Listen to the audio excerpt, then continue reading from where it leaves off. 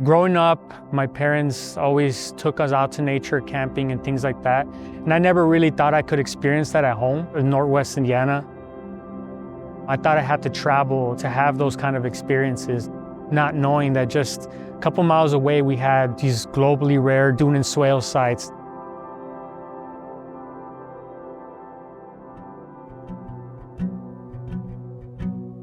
The Dune and Swale is just this really unique, globally rare habitat.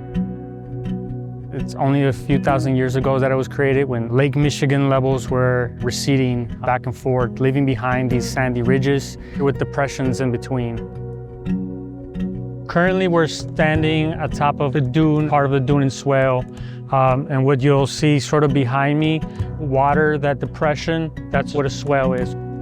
You have the top of a sandy ridge that is able to host sun-loving sandy species of plants, just a couple feet away from things that really want to be in water. It created this very unique habitat right in the middle of communities surrounded by heavy industry, highways, railroads, and so there's a lot of pressure from invasive species.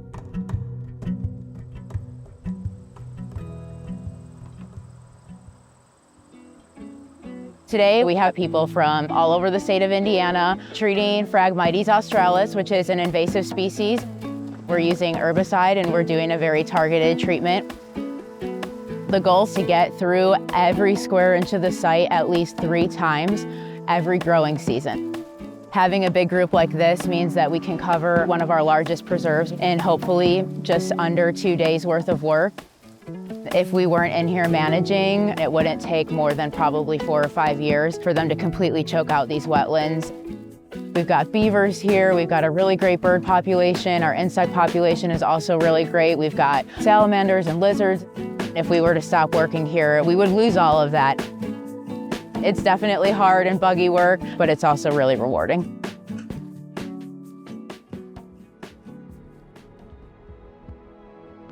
Having grown up here and just listening to stories, I think people have felt that you really couldn't experience too much nature here. That's something that we're trying to change and create better access so that people could come out and connect with nature. We're here for Grand Calumet Stewardship Day, which is an annual event for local 4th or 5th graders. We're really just trying to expose them to nature in their area.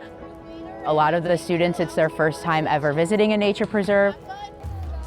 We live in a very urbanized area, but our crew has done a really good job preserving these spaces and making them available to the public that lives here.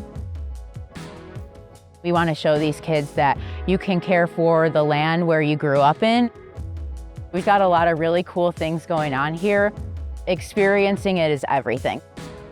We can go to the classroom and try to bring the same education to them that way, but we're never going to make the connection in the same way as if they're outside actually experiencing nature.